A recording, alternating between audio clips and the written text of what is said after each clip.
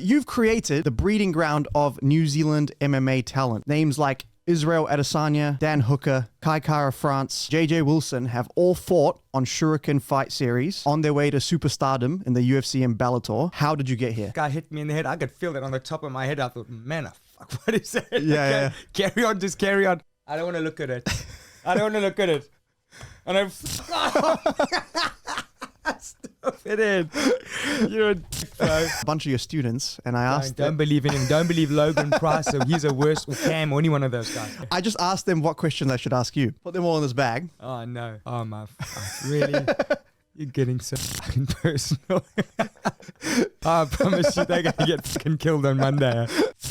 Jason Vorster, thank you for coming on. Thanks, Ed. Thanks for having me. Yeah, so you've created the breeding ground of New Zealand MMA talent, okay? Names like Israel Adesanya, Dan Hooker, Kai Kara France, JJ Wilson have all fought on Shuriken Fight Series on their way to superstardom in the UFC and Bellator. How did you get here? I don't think it was, I'm the only one. It was around when I got here as well, but hopefully we've just tried to build it up a tiny bit more as such. I've got a great team behind me, and Amanda and Logan, all my team that help. So it's not me by myself. But yeah, man, just with good shows, good fights. I think the matchmaking is important, and a bit of luck and a bit of timing. And yeah, we are. SFS is going great, on UFC Fight Pass, so which is good platform for New Zealand and all the fighters. Yeah. All right, take me back. I assume South Africa, right? Yeah. Yeah, cool. How old were you when you started fighting? Like, quote unquote, martial arts? 8, yeah, about 8. So how did you get into it? 53 next month. So, no, my dad. I actually thought you might ask me that question. Mm-hmm. So I got a photograph. There, 4 generations. My grandfather was a champion fighter. My father was a champion fighter. So kind of followed in the footsteps. Yeah. Yeah. So now, yeah, I get asked. Now the last generation is no big pressure. Yeah, big shoes to fill, huh? No pressure. Yeah, I actually I also went around. I went and photographed a bunch of photos in the gym, and so that one on the top right, that's your grandfather. Yeah, cool. Yeah, so I kind of just fell into the footsteps. Yeah, okay. And what style did you start out with? We back in the day we didn't really have too much MMA. We had I started with Kyokushin karate, full contact karate, and then we did boxing, and then kickboxing, and then MMA and such. Yeah.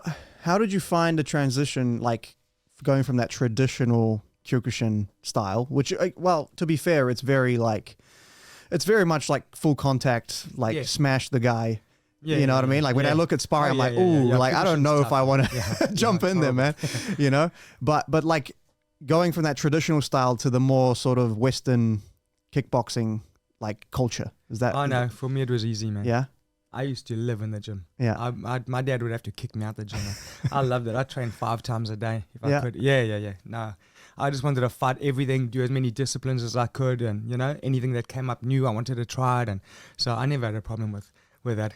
Yeah, I loved it. What was your did you have a first fight, actual fight? How old were you when you had your first fight, I guess? Oh no, we were fighting like 8, 9, 10 years old. Okay. But then karate, light contact or semi-contact karate, and then we'll build it up into full contact. Mm-hmm. So yeah, just kind of right from the word go. Wow. Yeah. Okay. Yeah. Okay. Yeah. All right. Since we're on the topic of karate, I've been wondering this for a while. So, what's your thoughts on the sportification of karate and how seemingly a lot of martial arts over time get watered down? What happened to karate? Because back in the day they had those matches against the Thai fighters, and the karate guys were beating them. Yeah. And then nowadays you think if someone says karate, they go, oh yeah, my 7-year-old's a black belt. And you're like, okay, Unfortunately, in Japan, that's still around. The Hanbu dojos in Japan and Kyokushin dojos in Japan, they still mean as hell, But it's business. It's business. So your Mac dojos, they pop up, and the more black belts you have, the more they can run your classes for you and teach for you and generate more business and more clients and more members. So at the end of the day, it's all about money in this world at the moment. You're right, the traditional values have gone, your morals and your values and your principles of karate as such. And and it's become more westernized. And we see that at the gym as well. And especially as we go on generation, you know. Back in the day, we had to clean the mats before we trained on them, and we had to clean the mats afterwards. I mean, I can't get my guys to change a toilet roll, man. Come on. You know, these guys are, you know, we still do all this stuff. We do mock door before the class and after the class, and we bow before we come on, and it's still like sensei, and we still try to keep a bit of tradition. But the younger generation, they're not really into that. And you know, if you think about it, mixed martial arts, you're getting in a cage and killing each other. You know, it's like cockfighting. Yeah. You know, two guys getting a cage and anything goes. One guy leaves. Yeah. One guy leaves. That's basically how it started. You know, no holds barred back in the day with, you know. So it's just changed a tiny bit, you know. But and unfortunately, you have to go with the times. You can have a small little dojo with 10, 15 members and keep your values, or you can have a big dojo and run it as a business and sell uniforms and equipment and blah, blah, blah. Just depends what you want. You know, everyone's different. Which is funny though, because you've grown a business. Yeah. And it doesn't, you know, it doesn't seem like you've watered down your standards for what a black belt would be. So in your mind, what is I've been in New Zealand for 15 years. Yeah. And I've only got one black belt. And that's Logan Price. Only one. Yeah. So yeah, nobody wants to go for a black belt. The black belt, we still try to keep the same Kyokushin black belt. It's hard. It's hard. You grade for like a couple of hours, and then you have to have 10 fights straight afterwards. You know, with 10 new guys, it's pretty tough. Full contact fights. So hence why we only have one. Yeah. People. So yeah. Okay. So this was actually going to come later, but that's fine. Yeah. People don't want to go from brown upwards. No. It seems like. No, you know, it's hard, man. The jump. You know, I think in any discipline, I mean, you can see a level. I'm a black belt jiu-jitsu guy practitioner, for example. I mean, you know, he's good. Most guys, if they got a black belt, you know he's good. You know, he's or at least at one point they were good. Exactly. Exactly. Time. So, you know, yeah. So that's minimum 10 years on the mat. I don't think you can get a black belt in most sports under 10 years. Do you think? Yeah, I don't. You know, unless it's a McDojo. Yeah, I guess judo. I feel like some judo gyms. From what I've talked, I don't know exactly because I don't train judo, but they seem to believe like black belt is like you've now learned the basics. Oh yeah, you know what I mean. So like you can kind of get that in 6 years, 7 years, whatever. But with jiu-jitsu, often it's like you should be like almost quote unquote an expert. Obviously you never reach that level. But funny, you know the Japanese say once you get your black belt, you only start learning about karate. Yeah, and then you start learning about karate and stuff. All the other belts are you're right. They're nothing. You know. So what does the black belt mean to you, like personally, like to you as a like when you look at with that? Because in the last show I think you got another Dan. Is that what you guys call it? Dan, yeah. Which I guess is I've never like chased belts as such. You know, I just haven't. I just wanted to try to be a good martial artist. So to me, your belt is just to hold up your pants, basically. But you're right. You know, it's good getting recognized in the sport and the things that you do and your achievements. We do grading still at the dojo. We still grade the kids as well. So up to brown. Yeah, we haven't had a grading for a long time. But I think it just motivates people and keeps them coming back and lets them achieve something. So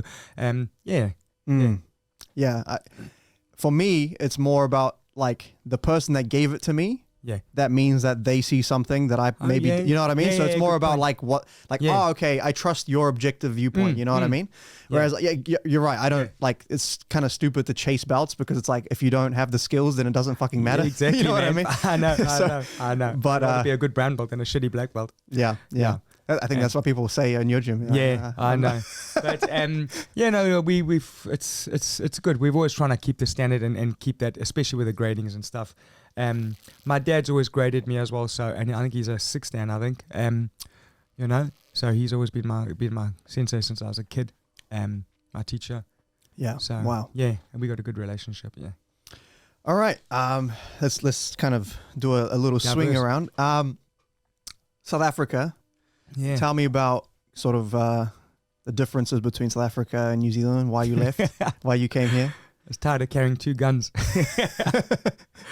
Oh no, I just greener pastures and just do, South Africa wasn't doing too great at the moment. It's actually not doing too great at the moment.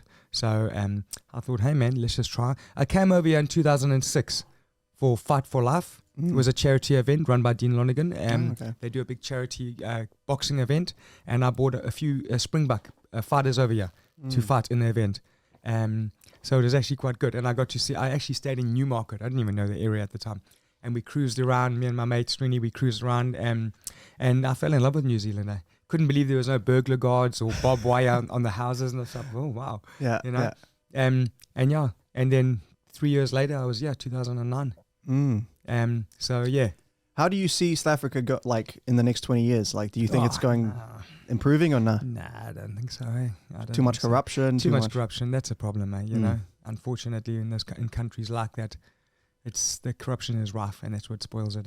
Yeah. So hopefully I'm wrong, but that's just an opinion. Yeah. It's funny because, as Romanians, we always because we're like the most corrupt country in Europe. Yeah, you know what I mean? Romania's not great at the moment. A lot of street kids, a lot of problems. And but stuff, it's like we always complain about corruption because we're like, we're in Europe, so we're like, corruption, and then we like talk to someone from South Africa, we're like, actually, I know. it's not too bad, it's actually all good. I know, it's pretty good compared to South Africa. Yeah, Sham, I feel sorry. It's a beautiful country, man. Most South Africans that you meet, they're pretty friendly and open and stuff. And just the weather, the climate, the land, everything, it's beautiful, man. Unfortunately, a lot of like wild game and stuff, right? Like the game farms. You got to get to a game farm, man. That's awesome, man. I took my wife there last year, and she loved it. Yeah, cool. Yeah. All right. So let me see. All right. Yeah, this is actually a good point. So in the Maddie McMeeking episode, he actually went viral with a clip because we watched this thing, and then he talked about how in martial arts we sort of often downplay the effect of size and weight, Oh, yeah. And we're like, if you're good enough, it doesn't matter. But it's like, well, if you're both good enough, then it does fucking matter. Yeah, exactly. But you're a man that knows a little bit about this sort of thing. Amy, do you want to chuck that video on I found online? Yeah. Because I've never seen your fights, and then I was doing a bit of research to see what you've talked about, so I don't like double back on interviews and stuff. And I see this, and I'm like, what the who was the matchmaker here, man? Like this is the biggest. Father, blame him. and then I also saw like photos in the gym where you're squaring up against some 140 kg. Back in the day when actually MMA started in South Africa, there weren't any weight divisions. Here we go. Yeah, go full screen on that, please. Yeah. Awesome. Yeah. Music off. Okay, cool. There actually weren't any weight divisions. So you kind of look at that, man. That's a big difference. Yeah. Oh, it shut off again. I don't know what happened. Yeah, so there was no weight divisions. I actually sometimes had to because we had to be like over like 75 kg. So sometimes I had to put stuff in my pants just to get on the scale and make the weight because I wanted to fight. Like 69, 70 kgs. Wow. And no one under 75. You can't fight anyone who's 120, 130, 140 kilograms. So I'd like put some weights and stuff in my pants just so I can make the weight. So I can fight, get on the scale. My goodness. Yeah. So I actually got asked this question by like a sort of a MMA fan recently. And they were like, what do you think is like, is it harder in grappling to go against the heavyweight? Is it harder in striking to? And my instinct was like, okay, wrestling and striking, fucking like it's a huge difference because one in wrestling like you're standing, so that dynamic like ability to lift is huge, and then in striking you get hit and it's real, And in jiu-jitsu we can kind of play the game. There's a lot of the ligaments and tendons are meant to go this way, not that way. Yeah, but also as a small guy, you can like keep your elbows together and everything tight. It's harder for the big guy to create that angle in space, Yeah. So, what do you think in terms of striking? Like, how do you? To be honest with you, if you've ever been hit by someone who weighs 140 kilograms, you'll know. Yeah, man, it's not fun. Yeah. Not if you're 69 kilograms. Yeah. So unfortunately, weight is weight. Yeah. Yeah, man. Yeah, I found that out watching. That big black guy hit me in the head. I could feel that on the top of my head. I thought, man, fuck, what is that? Yeah. Carry on, just carry on. But you can feel it, it's like anything, Mm. Striking, man. Yeah, you know? yeah. So I think you can manipulate the ground a teeny bit more, but strength is strength, eh? Yeah. When he's in side control and he's cross facing you and everything, try get him off and try do your bridges. That Yeah. You Just might be get up. you might be able to, Yeah, maybe, but you but might have yeah. like 3 bridges and you're done. Exactly. You know, Yeah, and then exactly. if he doesn't escape in that time, you're fucked. Yeah. Yeah. So, but yeah, no, that stupid macho ego stuff that we used to do back in the day. That's silly. Just as the UFC was started, you know, there were no weight divisions. We could headbutt. You could punch him in the balls. You know, you could do anything. So that's how the first 4 UFCs started. Back in the day, so that's stupid, man. Now with all the stuff with concussions and everything, I mean, fuck, come on. Yeah. You know? Looking back, like, oh man, brain dead by the time I'm 60. So I got a few years left. Oh well, you got to put more events on then, while you get still. No. Yeah. That's crazy. I found that out secondhand watching Mills tee off on a dude that went a bit cheeky with him, and I was like, oh my fucking, it was sparring, and then I look over it and I'm like, yo, Joel, like, is this so cool? And he's like, yeah, Mills wouldn't do this if he didn't do some dumb shit. I'm like, oh, okay. And bro, this guy was just getting laid the fuck out. And I was like, why would you do that? I know. Yeah. I know. Every now and again we get one of those. We had one the other night at the gym. Man, this guy's just sort of going hard. I actually had to kick him out the gym because he always goes hard. But this turned into a full-on fight. A full-on fight, so I kind of just left it, you know. I stopped him about 6 times. Yeah. Eventually, I just had to. He kept on hurting guys, and you know, it's not good for business. It's not good for business. Not everybody wants to get, you know, and also like steamrolled every night. And if you're that kind of guy, like, you do that with the good guys. Other guys, man. You know what I mean? Like, don't do that with time. Don't do that with the beginners or the. There's a place and time for hard rolling. There's a place and time for flow rolling. You know, it's like anything. You know, but you always get one of those guys in the gym. The new 50 kg female comes in. Let me smash. Exactly. Like, what the hell? Yeah, you know when you go, there's a certain guy in the gym, and you know when you're gonna roll with him, you know he's maybe someone like Andro or something. Don't let him know I said that. Oh, you might see this. Luke Fruin or someone. You know those guys. Yeah. But that's good. That, like for guys like me, that's always been good because I'm like, I need that. You know. Yeah, you got to test yourself every now and again as well. You just slow rolling and flow rolling all the time, and it's you get complacent. Yeah. All right, so here's the fun part of the show. Actually, do some magic for me. I can. You know what? I'll do some magic, and then we'll get into some spicy stuff. All right, so a pack of cards here, all different. Doesn't really matter because I'll get you to take one out and sign whichever one. You take one out and sign the front of it. Am I going to show you it, eh? Yeah, you can show. I can show you. Yes, it's not that kind of trick. Oh.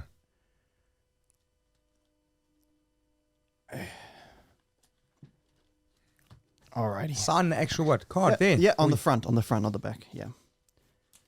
Perfect. Queen of Hearts. That's a good choice. Yep. All right, cool. Take that back. That's all right. That'll come off. All right, so Queen of Hearts, your signature. If you see that again, you know it's yours. Look, it goes about halfway, more or less. Yeah, more or less. Okay. Did you see it? Nah. I'll do it again. I'll do it. The first time you don't know what you're looking at, all right? Stop it. So look. I'll do it face up so you can actually see the exact moment this happens. So the Queen goes, I don't know, 25 cards or something, right? One hand, no sleeves. Watch. I just shake. See how it comes to the top. Joking. Bro. Yeah, that's Stop it. You know what that's called? No social life in high school. That's what that's called. That's how you pick up the chicks. Yeah. Here we go. That's how it works. You know. I remember you. All right. So look, this time I'll try to slow it down. Right. So I bend the card like this. You see the exact bend in the card. Yeah. You see the moment that card goes in the middle, and you see the exact moment. Joking, man. Stop it. That card comes to the top. All right. One more. One more. We'll go like this. Queen, maybe, I don't know, 12 cards down. Push it in.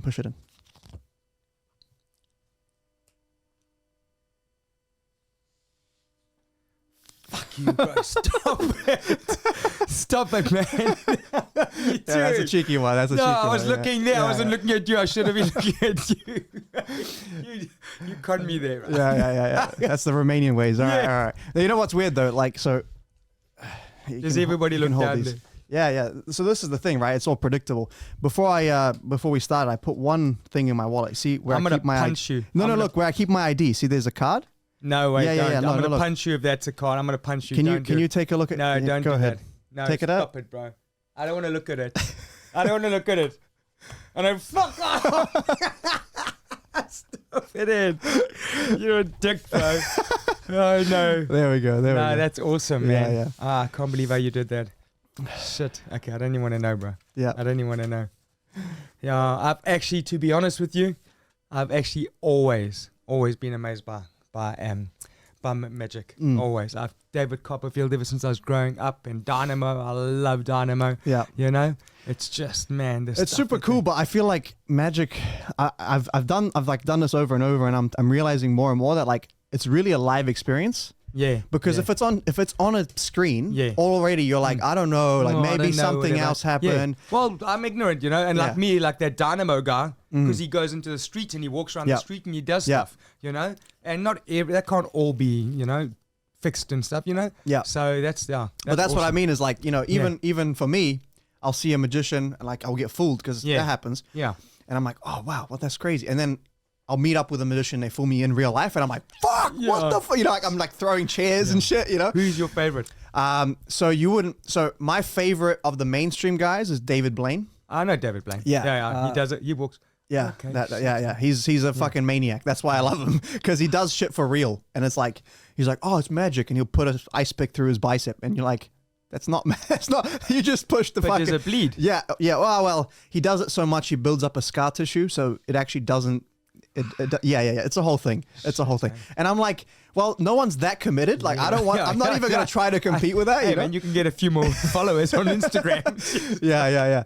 So that's sort of how I, that's why I like him. But the guys that I like watching, you would never have heard of. Oh, yeah? Because they do stuff that's like, if you watch it, you'll be like, yeah, it's a cool trick. He found the card, you know? Yeah. But if I'm watching, I'm like, what the fuck? He didn't do any of the things. He didn't, like, you know what I mean? Because I'm looking so for you moves. know, you're looking for the stuff. Yeah. So it's almost like how musicians like these like real weird jazzy beats and stuff. You're like, oh, wow, that's weird, you know?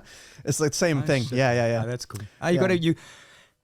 The Greeks say when you die, they don't ask you anything about your life, how much money you had, what things you did, anything. They just say, did he have passion? Okay. Yeah. That's all. Yeah. Martial arts to me is my passion as well. I love it. I love training. I hit the bag 3 times a week. I just love it. Going on a Sunday and train. I just enjoy the training. Same as you with this. This is your passion. You enjoy it. You know. My problem is I have so many passions. I need to like rein it in. shit. You know. I'm like magic, martial arts. This. I'm like no. Focus. You know. That's cool. If you can make your job passion, and you know if that's your passion, your job, and that's cool. You can never fail at anything. For sure. Yeah. All right. So here's where it gets spicy. So I went around to a bunch of your students and I asked. Don't believe in him. Don't believe Logan Price. So he's a worse, or Cam, or any one of those guys. I didn't ask. I just asked them what questions I should ask you. Yeah. And I just put them all.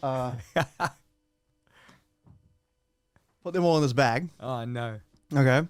And here's what's gonna happen. Right. So I'm gonna go inside.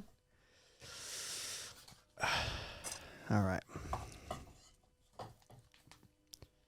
Who's the most handsome beginners MMA coach of all time, and why is it Maddie McMeeking? I don't know how that got on there. Wow, that's a weird one. Forget Yeah, it. forget it. All right, yeah. All right. Okay, here we go. Ooh, that's a good one. What was it like working security in South Africa? Oh, it was fun, man. It was fun. And You would say that. It was. You was the only It fucking was. person. You couldn't pay me enough. I grew up in a crazy house. My dad was a nutter, you know. He was into guns. He's got the biggest knife collection in the country and stuff. He's just into The South African into John guns Danaher and right there. everything. Yeah, man. And so my whole life, I've kind of grown up in that environment, and not just the guns. He was running the security at the clubs. He was bouncing at the nightclubs and everything. So I'd go out and party and everything in the clubs at night, and then afterwards, me and all my mates would end up going to a club where he's working at, you know. Yeah. And we'd go there and see him at the front door, and lo and behold, every single time I walking into, he's having a fight, throwing someone down the stairs or kicking someone. So, you know, I mean, this is some of his knife collections and gun collections. Yeah. You know. Wow. Yeah. So he's been collecting. You got to send me that last one. That last one, you got to send it to me. I will. He's a collector. So he's been collecting firearms and guns all his life, and he's been involved in the security industry. He's got his own security company. So I kind of fell into that. And it's fun, man. It's fun carrying guns and shotguns and shooting people and everything. It's cool, man. If they shoot at you first. But it's, I had a good childhood, man. And South Africa was cool. South Africa was like my playground. You're like, beat the crap out of some dudes. Yeah, that was the greatest childhood of all time. No, That's so and funny. I used to work the doors with my mates and stuff and everything. It was cool. Working the doors is fun, man. Working the clubs, anyone will tell you, Yeah. See, for me, you couldn't pay me enough. Like the stress of like, oh fuck, I need to be ready at all times. You know what I mean? I just want to go and have a roll tomorrow, bro. Like I don't want to be, It's funny because when I would do magic gigs, there would always be the biggest like Tongan dudes on the door. So I would always do magic to them first. Yeah. Because then at that point, if I have any issues, I'm like, hey, instantly, So I never had a problem because the magic just helps me. I had a blast. I had a blast working on the doors and working security and stuff. South Africa was cool. Yeah, it's dangerous, and you got to be vigilant and you got to be aware and stuff, obviously. But it was fun, man. It was fun. I had a great childhood. Shit. Okay. All right. Let's see. Okay. I don't know the backstory. Okay, so what was it like coming to New Zealand with rand converted dollars? Oh man, I got to New Zealand. I didn't have lots of money, so by the time you've converted everything, I was actually meant to have a job when I got to New Zealand. My mate said he's got a job for me, and 2 days before I left, I sold my house. I sold everything, and I said I'm on my way. I got to New Zealand. I went to see him the next day, and he said, "No, we've had a recession. Sorry, I don't have a job for you." So it sucked at the time. I had to go back to university, AUT, and study and work and then slowly build my way up. It took me ages, man. What did you study? Sports, right. Whatever. Sport and recreation. Mm-hmm. And then after like 6 months, I opened up the dojo up in Harbury Mall. And I've had the gym since then. I started working. So was that the one where it was? No, that can't be that far back. Where I saw one where it was like in almost like an office space at the top floor. Upstairs. Was that the one? Yeah, it was. Actually okay. Man. I saw some footage. It used to be the old Club Physical. It was just funny because people would be running around on carpet. Yeah. It was awesome, mate. It was awesome. And I started Shuriken there, and members just came and stuff. And it's hard, man. I'm not the biggest guy in the world. If I was a bit bigger, it would have been easier. I was a small white South African kid from South Africa. So people were running in and being like, "Oh, what I got to learn? Why am I going to go to you? What have you got?" So I didn't have any school friends. Didn't know any people. Couldn't if you start a job and you go into insurance, you can go. You got a few friends that might support you, or you got school friends that you knew from school. Mm-hmm. I didn't have anyone. So starting in New Zealand, not knowing anybody, it wasn't easy. I have to be honest. Don't have too much money. Your money, every time you swipe your card, you're using South African rands. It's 10 rand to the dollar. You got to buy a car. You got to eat. You got to pay rent. Where are you going to stay? So it wasn't easy. It wasn't easy. But it's just you don't give up, man. You don't give up. Same as when you come out from any country, you want to stay in. New Zealand's beautiful. I love the country. I love the people. And I just wanted to make it. Mm-hmm. And money is money. No matter where you go in the world, you can make it. You can make it work. If you've got good work ethic, you can work anywhere in the world. Yeah. Doesn't matter. Yeah. Yeah. Cool. All right.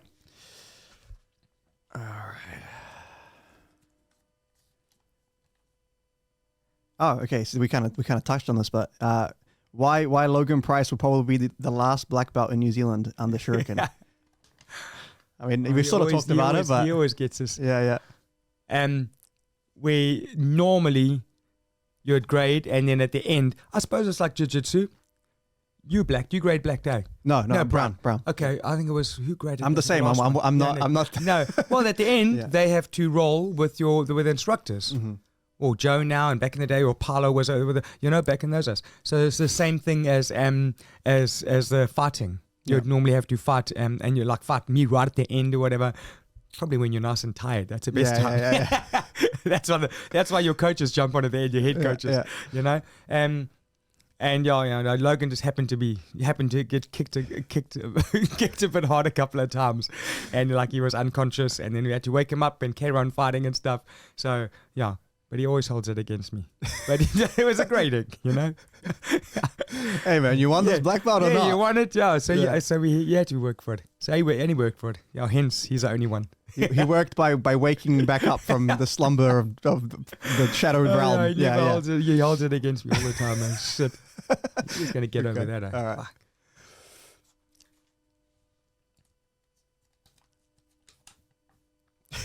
How long did you teach Thai Bo for? Fuck off. I don't know what. By the way, I have no. A lot of these, I'm like, I have no clue what the fuck these mean. You don't know what Thai Bo is? No. Back in the day, in the 80s maybe, 90s, there was a guy called Billy Blanks. He was a world kickboxing champion. Okay. Yeah. From America. He actually came over to South Africa to fight. A good fighter as well. And he started this thing called Thai Bo. It was kickboxing moves, but to music. And it was up on the stage, similar to like an aerobics workout, but it was all side kicks and punches and stuff. Pretty cool. And he just monopolized the market. He just went crazy. It just exploded in like the 80s, you know? And he did very well. And I managed to get the rights to Thai Bo in South Africa. Yeah. And I used to teach it as well. And it was good, man. Good to pick up girls. Holy shit. Yeah. Don't tell my wife that. But well, I mean, it's I can edit it out. Oh, yeah, man. She's up on the stage and like, back in the day I was ripped. I was like 20, 21, 22 years old. Shit. And yeah, no, it was good, eh? And I did that for a good few years, man. And it was awesome. It was good. I used to have, no lies, Ed. I used to have over 100 people in my class. In one class? In one class. Wow. We used to have a huge gym, like a aerobics floor sort of thing, you know, a sprung floor, wooden sprung floor. And sometimes when the class was too busy, some of the people would even stand outside and just like look through the door and do it. Right. You know? Wow. And yeah, it was insane. Imagine doing that with jiu-jitsu. They're on the footpath, I know. practicing the arm bars. It was insane, I promise you, man. Wow. It was insane. So yeah, I don't know why. I was just blessed at the time. Then it just took off, and you know, I was pretty good at it. Knowing I was doing kickboxing and doing all the moves, I just had to chuck in some music, you know. So yeah, man, a bit of music, and it went off, man. Yeah. It went so off. you were on that business sense from early days. I used to charge people, okay, let's say $10, just $10 a class, cash. Wow. In South Africa, 10 rand, just 10 rand a class, times 100, and it was class. Insane for 1 hour, 1 hour class. Fuck. It was sick, man. It was sick. Yeah. The glory days, right the there. Glory days, eh? Oh, man, I miss those days. Don't tell my wife that. And my son. I said, I've just got a son. I got a 1-year-old son. Yeah. So those glory days are finished. I just sell my Harley. I just sell my super motard. And I'm holding onto my jet ski with both hands. Shit. Oh, man. Yeah. All right.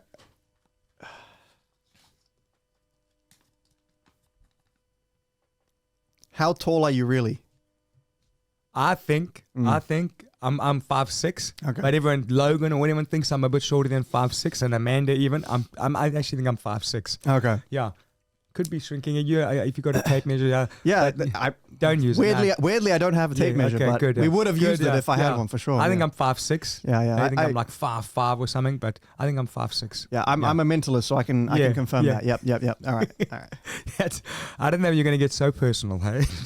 It's your students. Blame your students, all right? Not me. I didn't do anything. All right. How many times have you been kicked in the nuts? Oh man. Funny enough, only twice in my life. No, I think 3 times in my whole life, in my whole career. Oh, no. Okay. Twice in New Zealand by the same kid up in Highbury Mall, this kid Sean. And then actually, I shouldn't even say this on a channel, but I got a good mate of mine. He used to be the head of Wacko. His name's Pete Thompson. He was cornering me for a fight. My last fight actually in Macedonia. Yeah. We're fighting for New Zealand for the Wacko team. And this guy from Madagascar kicked me and broke my cup, but the cup split and then closed. Oh no! On my tackle, it closed on my tackle, and I couldn't open it. I had my gloves on and everything. And Pete's trying to go, Pete, and I'm screaming. Fuck, it was embarrassing. It wasn't great. It wasn't great. So yeah, broke my cup and everything, man. Fuck. Oh. Yeah. So yeah. Okay.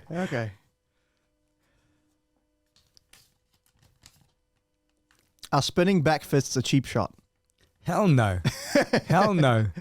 No, it's like saying, "Oh, leg lock's a bad cheap shot." Or whatever. No way. I didn't understand that, and then I saw your highlight. I was like, "Oh, no, I see." Yeah. Cool, man. That's my favorite technique. Yeah. Spinning back fists and spinning back kicks. Yeah. Yeah, we used to do it. Actually got banned in South Africa because they were pretty dangerous. The guys were like coming around and hitting guys with a forearm and stuff, literally closelining them and killing them. You know. Yeah. So a lot but that's still fine in MMA, right? You can hit with any part of your leg. Yeah. So it's they are quite sore. But yeah, I used to love them, man. I love them. Yep. Okay. What's your favorite jiu-jitsu technique? My favorite kind of depends on the season. Yeah. At the moment, I would have to say the inside heel hook. Huh. Yeah. They're just it's because when you get a good guy that can defend them well, it's such a chess battle. Yeah, because you're constantly trying to re-expose and re-enter and re-spin. But if we're just talking all time, top triangle. Mounted triangle. Oh, yeah. Oh, shit. Mounted, eh? Yeah, that's good, eh? Until purple belt, and this is stupid because I'm never going to fight MMA, and it doesn't matter, but I wanted all of my techniques to work on the streets. So all my submissions were from the top. You know, I would always try to stay on top, finish on top. Yeah. And then after purple, I was like, okay, well, I'm not fighting MMA. Who gives a shit? Let me pull man, down, let me tell you, I know, that's good, eh? Yeah. It'll happen in the street. I mean, in the street, that's easy to do. Not easy, you know, unless you get hit and, unconscious.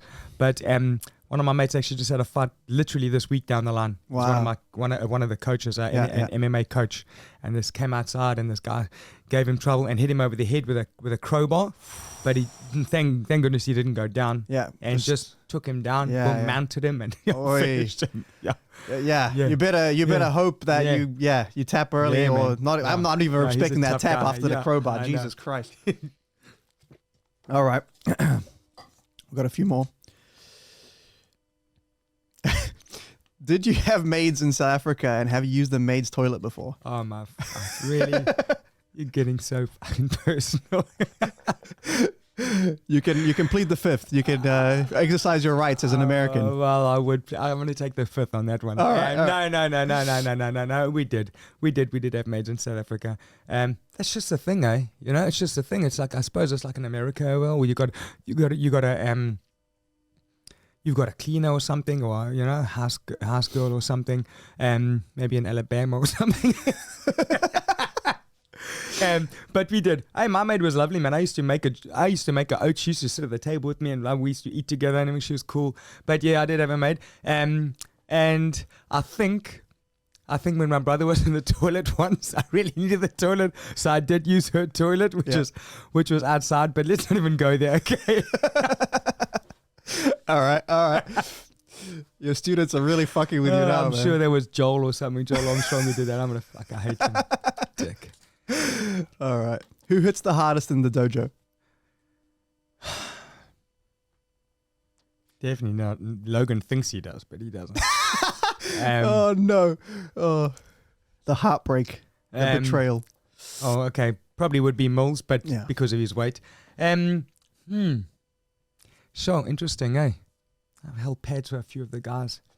Tell you what, held pads for Cam yesterday. He can crack. He can hit. Yeah, man. He's right on the end of his range and turning his fist over, and he hits quite hard on the pads. So, yeah, man, I think it's like anything, eh? Yeah. You know, these guys, it's just the timing is everything. You know, on that punch. You know, Mark Hunt can have a fight for five rounds, 25 minutes. And just take punches standing up with Ray Surfer. Then he can just get clipped on the chin by Verdum, which I actually watched this week, and get KO'd. And it's maybe something not even the hardest hit. Not even the hardest punch. You know, you see, how do you take all those punches? And just like anyone, just like Gaethje and Holloway or anyone, mind you, that was a good punch, eh? Jeez. Cam can crack. I love sparring, man, but I'm so scared of concussions nowadays. Yeah. You know, it's crazy. It's crazy. I actually love sparring, and I just do it lightly now. But I'm like old school. I think you need to have good hard sparring. Yeah. So I like sparring hard, but I don't want to do it anymore. Since you have a kid, you just change all your whole perspective changes. You know, it sounds funny and it sounds weird, and I sound old, but I only had a kid at 52 years old. You know, so but since you have it, I worry about concussions, and I worry about not being around for him, longevity and stuff. So I don't need that macho ego bullshit stuff anymore. You know, it doesn't have its place. So my thing, I'm so impulsive and ADHD as it is. that I don't need more. You know what I mean? So more problems. So yeah, you know, I've jumped in the boxing class and stuff, and I pick my partners, like go light and stuff, because I'm like, I'm not gonna fight. Yeah, like I'm not taking fights. So what's the point? You know? I know. There's no point. Yeah. You know. So yeah, back in the day, you did stupid stuff and sparred hard with guys and stuff, but we didn't know. There wasn't any research and stuff. You know, nowadays MMA, and it probably made you like the level you are, you know what I mean? Yeah, you know, you get some good tough guys in there, but nowadays it's more of a science, eh? Even jiu-jitsu is like, it's a sport and it's a science, you know, and MMA, it was a thug sport back in the day, but not anymore. You got lawyers and you got top guys, professional guys fighting MMA. They do it to make a living, you know? You couldn't do that 20 years ago. You couldn't even do sports 20, 30 years ago to make a living, you know, a rugby. You got 18-year-old rugby guys that are making $1 million a year. That's crazy, you know? And even jiu-jitsu was the same, like, you know, like even 10 years ago, it was just like mainstream. No, but it was just like, oh, you're a white belt, like first week, jump in, get killed for 6 months straight until someone learns your name, you know, like, you know, like it's horrible. Yeah. A lot of the gyms have like died down, even the smacking with the belts and stuff and all this stuff and the shark baits and everything. They brought it back for my fucking brown belt though. God damn it. They're like, oh yeah, we're never doing it again. I'm a crappy blue belt and I had it. Shit. Joe was like, we're never doing it again. Oh, you've never had it? Oh, no, we'll bring it back for you. Bring it back. Fuck. Hey, man, it's cool. I think it's traditional, something like that, you know? Yeah. But you're always going to get one muppet who ends up hitting someone in the eye. Some guy that's why, I don't know if you saw, I had my hands on my eyes the whole time. I don't give a fuck. You hit me anywhere else, you know? Yeah. So, but, yeah, man. I don't know. Shit. Yeah. All right. Couple more. Let's see. Have you ever killed a man? If I tell you, I'll have to kill you. So I'll commit seppuku for honor. Yeah. No, lucky. I have never killed anyone. It's not nice to take a life, eh? You know? I think some days getting all deep now, but man, I think life means so little to people nowadays in so many different countries at the moment, you know. There's so much fighting anywhere in Palestine and America and the UK and even in New Zealand. We're getting so many stabbings. There was two stabbings this week and 2 people died, you know. I don't think the people value life as high as they should, you know. So I hope to never kill anyone in my life. So I hope I don't. Yeah. But touch my family, and I will kill you. Touch my boy and my wife, I will kill you. Yeah. You know, you heard it here first. Yeah. Right. Yep. That's all that matters. Cool. All right. What's another one? I've shot at a few people, but no, I don't think I killed them. I think I just wounded them. So as far as you know, that's I think I just wounded them, but I didn't kill them. All right. You got good aim. Yeah. All right. Do you wear underwear? No. Okay. No, I don't like underwear. Right. I just don't. It stops your high kicks? Too restricting. Yeah. No, I never have. I don't know why. Weirdly enough, I hate wearing underwear. All right. Yeah. If I have to teach a class or something and I've got baggy MMA shorts on, of course I'll wear Calvin Kleins or something. Yeah, man. Yeah. But no, I don't normally wear. I just want to know how the student that wrote that in found that out. That's just my people. They're too close. That's a problem with them getting too close to me in my life, my personal life. I think we should need to separate it a tiny bit more. Yeah. More black belt gradings is what you need. I used to live with my student. Okay. Logan and Amanda. I used to live with them. Okay, so that's a lot so you know who they wrote that for sure. Yeah. I'll be getting them next week. Come on, don't you worry. I had to. I had to be like, be careful what you write because I have to ask these questions. You know. All right. This is okay. So how was meeting Dricus du Plessis in Slovakia in 2013? Oh, it was crazy. Yeah. He was a good kickboxer back in his day. 2012, I think, or 2013 in Bratislava at the Wacko champs. Yeah, I think Maddie fought then. Yeah, he got bronze. Very well. He got a bronze medal. He fought. I remember his fight clearly. He fought a Russian. Yeah, and they had a war. Hey, they had an absolute war full of blood. And the Russian actually took his shirt off afterwards and gave it to Maddie. Oh yeah, man, in the ring and everything was awesome. But we met this big South African guy, and me and Maddie are like, even fuck, look at that guy. He's like got a fucking beard, and he's like 12, you know, and he was big then back then. Yeah. Because this was a junior champs, world champs under 19, and he looked like he was like 35. Yeah. Yeah, and then Buzzy a few years later, you know. ends up fighting and winning and winning. I actually didn't see that ever happening. You know, to be honest with you, I didn't. He's got such a strange style where it's like you almost get like. It's like he puts people in a sense of security, and they're like, "Oh, I'm winning. It's fine. It's fine. Boom, you know." You know, he's as tough as nails, eh? And also just that mental, you know, just mentally strong as well, eh? Mentally strong. I think you have to be at that level, eh? At that level, at that game, you know. You know, you look at the guys that he's fought, and I thought, oh, Brad Tavares going to give him a good fight, and Derek Brunson's going to rape wrestle him, and he didn't. And what's that English guy? That he beat that southpaw English guy. Oh, Darren Till. Darren Till's just fought, you know, challenged for a title. He's going to get, boom, he smashes him. Then there's no way he's going to beat Robert Whittaker. And he lands a southpaw jab to Whittaker and stops him. And then, you know, and then look at him against Izzy. And mind you, Izzy was winning in my eyes. And he was winning, Izzy was winning the fight up until round 4. And just got caught.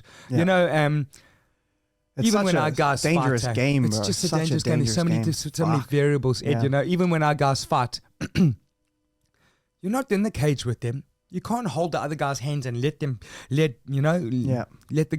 guy punch him. There are so many different variables. So I don't take nothing. You know, when our guys go in the cage, we just hope to God we've done enough and they win. And it's up to them. And on the night, anything can happen.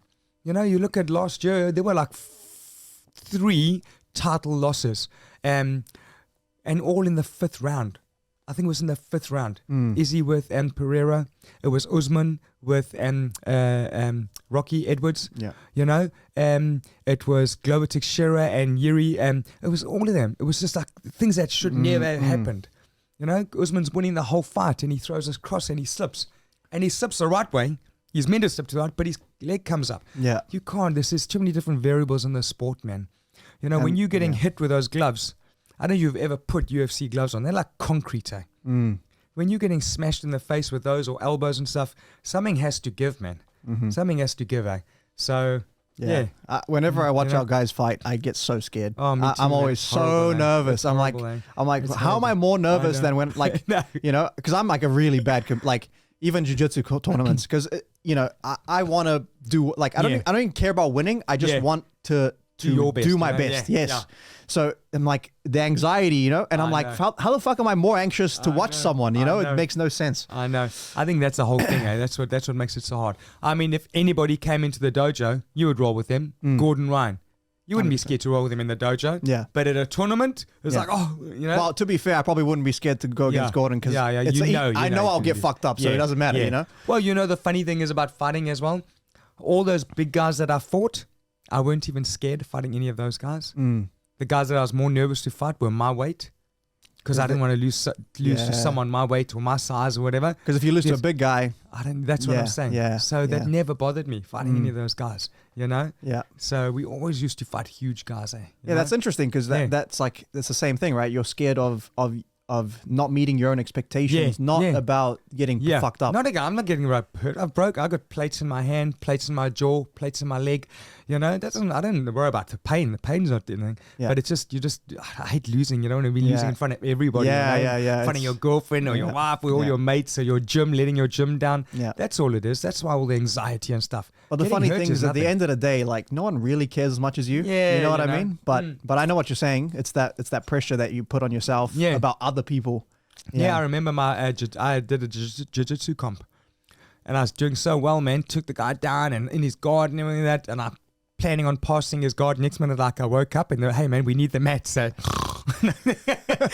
put me in a triangle. Right. And I thought I won the whole tournament. And I was like on my back, fast asleep. My thumb in my mouth. And hey, we need the mats for the next round, please. You know? Yeah. Man, it's just, you know what it's like. Come on, part of it. One little move, one little wrong thing, and your hand goes this way, boom. You know, and he capitalizes. Yeah. So, All right, I think there's one more. Yeah. Okay. Nothing personal. No, you haven't been personal the whole fucking no, nothing. The whole podcast, which is cool. Not. Yeah. People are going to think I'm the most racist. Here we go. Killing. How many PT clients have you taught the triangle to? I knew there'd be something to this. I don't know what it is, but. Oh man, you did your homework, eh? I just outsourced the homework. I just said, hey, help me out here. That's how I met my wife. I started teaching her jiu-jitsu at the dojo on a Sunday. Yeah, it was a good in. Yeah, you yeah, know? yeah. I'm not allowed to train women anymore, so because of that. Yeah, so that's clearly from someone who knows that's a personal one.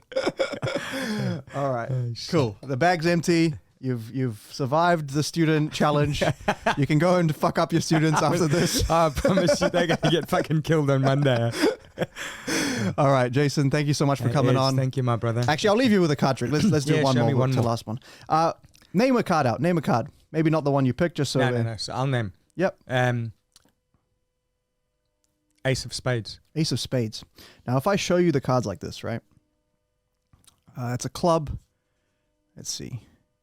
How good's your card counting? That's maybe 15 cards down. Can you card count?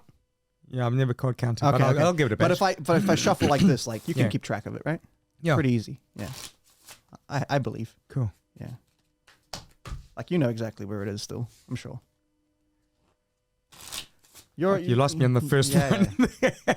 No, just use your intuition. Okay, like it has to be completely your intuition. So let's say we need just to make it harder, 4 cards. So say stop 4 times. So you can kind of have four chances to mess it up or to get it right? So just whenever you feel like you say stop. Stop. That's 1. Keep going. Stop. I was about to grab this one. Do you want this one? Yeah, anyone. Yeah. No. It's your, your life. Yeah, that one. All right, this one. Perfect. Stop. This one? Yep. 100%? Yep. Okay. Last one. Stop. Which one? Yeah, anyone. This one? Yeah. You're not going to wake up tomorrow and be like, fuck, I wish I kept going. No, bro. Okay. Don't try con me out of my card. Don't try con me because it's probably over there. All right. So look. Any of these would have been a different outcome, right? Yeah. We'll just leave these for the side. Okay. So I'll push them towards you. With your left index finger, touch the back of a card for me. That's my index, hey? Yeah. Well, it doesn't matter. Yeah, that's the back of a card.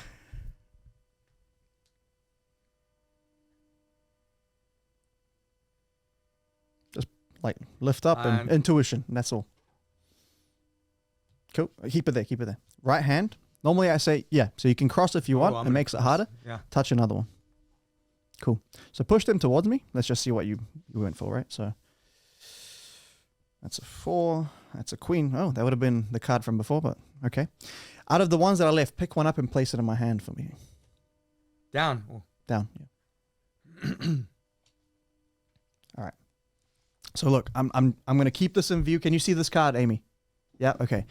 Can you flip that just so we can see what that is? Just flip it. Yep. All right, so that's the jack. This would have been the 4. This would have been the queen. I'm keeping my eyes on that card. If you said stop anywhere here, I'm just doing this for the camera. You can keep your eyes wherever you want. My eyes on that card. Perfect. Anywhere under these would have been a different outcome. You said stop wherever you want. I gave you chances to change your mind. Yeah. We eliminated 3 of the 4 cards. There shouldn't be a way from. I mean, this is your intuition. You card counted exactly. Take a look at that card. Fuck you, Ed. Your card. Don't do it, bro. Don't do it, Ed. Ace of Spades. Fuck you, Ed.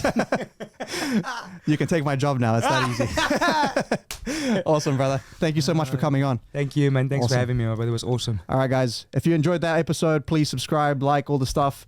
Check out Shuriken MMA. If you're ever in the area, come in for a session. Come train some MMA, kickboxing, jiu-jitsu, wrestling, all that good stuff. And I'll see you guys in the next one. Peace. That was awesome, bro. There we go. Thank you, my brother. Thanks.